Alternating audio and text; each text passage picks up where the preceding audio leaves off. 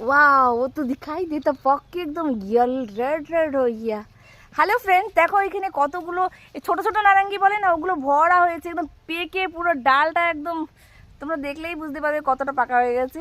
বর নিয়ে গেছে দেখে আমি গাছের ভিডিও বানাতে চলে আসলাম। সাইডে একটা কলা গাছে কলা হয়েছে, শ্বশুর বাড়ি এগুলো। কে কে খেতে পছন্দ করো আমাকে একটু কমেন্ট করে দিও, কার কার পছন্দ ফেভারিট। আমি এত এক্সাইটমেন্ট ছিলাম কি পাড়ার ওয়েট করছিলাম না, ও পারতে ছিল আর আমি তার ভিতরেই ঢুকে ঢুকে কিন্তু টোকাচ্ছিলাম। এরকম নিচ দিয়ে কিন্তু টোকানোর একটা আলাদাই মজা। আর মিষ্টি টক লাগে, একটু লবণ দিয়ে লঙ্কা পাউডার দিয়ে ভালোই টেস্ট লাগে। আমি খেয়েছিলাম ওখানে বসেই, বাড়িতে বসে। আর ও পারছে হাজবেন্ড, আর আমার পিঠেও কিন্তু পড়ছে, কেন কি আমি ওয়েট করতেছিলাম না, সেই জন্য আমি ওকে বকা দিচ্ছি, ও আমাকে বকা দিচ্ছি। ও বলছে একটু সবর করো, আমি বলছি তোমার পিঠে কেন পড়লে? তারপরে এই যে এই আনারসের গাছের ভিতরে পড়লো, এখান থেকে তুলতে গিয়ে কিন্তু আমার আঙ্গুল থেকে রক্তও বেরিয়ে গিয়েছিল। দেখাতে পারবো না, তাই এই সিনটা আমি দেখাইনি, কেটে দিয়েছি। অনেকগুলো পেয়েছি দেখো, এরকম পাকা পাকা থাকলে। আর আমার দেওরের বউ এগুলো দিয়ে শরবত বানায়, ভালো টেস্ট লাগে, কিন্তু খুশবুটা অনেক সুন্দর।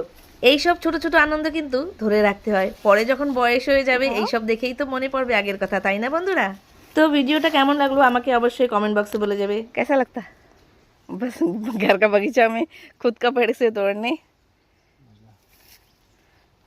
सारा पॉकेट में बोला पढ़ने लिखे, सारा बदन में कुछ लगाया, मेरे को भी लगाया।